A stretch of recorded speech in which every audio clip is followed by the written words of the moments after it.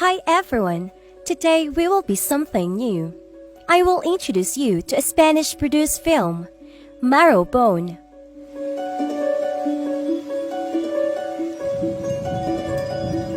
We see a family being led by their mother to an old house in the middle of a deep forest. The mother is with her 4 children. The kids walk through the doorway of their new home, symbolizing leaving the past behind and starting a new life.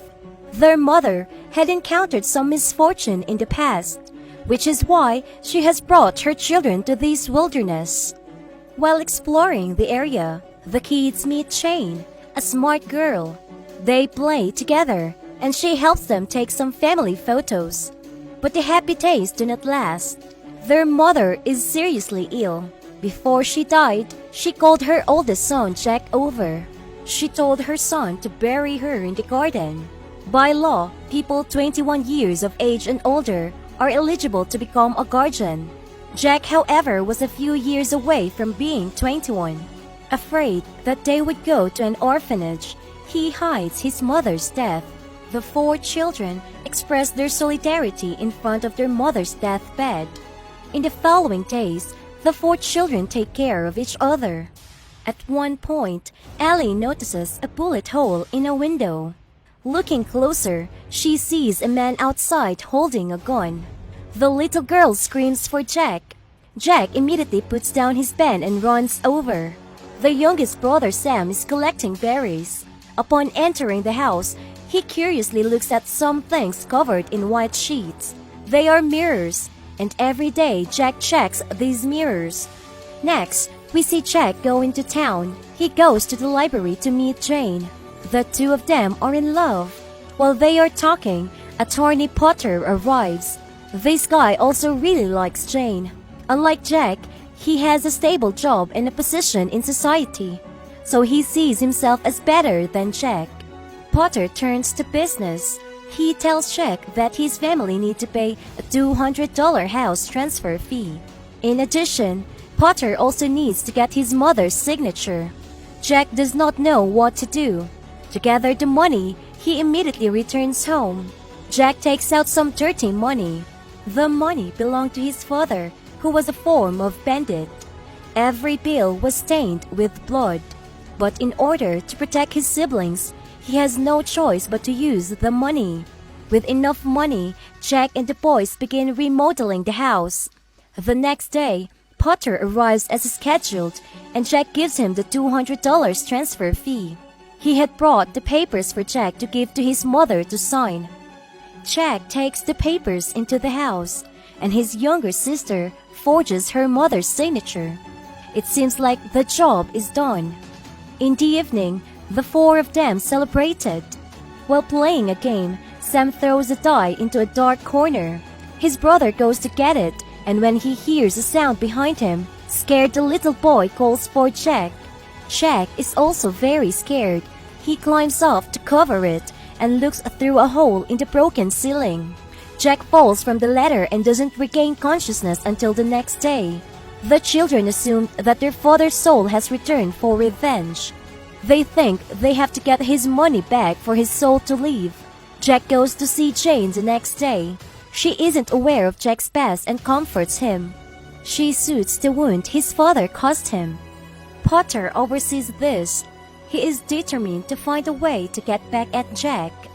Jack's younger siblings are also very unhappy with his behavior because he has been interacting with outsiders. This could get them noticed and reveal their secrets. The 3 older children argue. Meanwhile, Sam enters his mother's room. He sees a spirit covered in white cloth. The other 3, after hearing the story, thought it was their mother's soul. Not long ago, they had locked their father in a secret room until he died. Although their father was a terribly guilty man, he didn't deserve to rot in the wall. Jack decided to bury him properly. Potter went to find Jane. He showed her a newspaper about Jack's father. It was in a fairly recent newspaper that he had escaped from prison, and his family members were unaware of these stories. Jane was scared and went to find Jack. Whilst Jack's sister is home alone, someone touches her hand. This terrifies her and she rushes to wash her hands and curls up on the bed panicking. Next, their family's nightmare begins. Potter knows of Jack's situation through the newspapers. He knows there is the possibility of Jack having dirty money. In order to obtain this money, he exposes the signature forgery and blackmails Jack. A few days ago, they had thrown the money into a chimney, so Billy has to climb down the chimney. He gets the money box, but when he tries to leave, something pulls him back. After a lot of effort, he is able to climb out of the chimney. The next morning, Jack finds out that his brother is injured.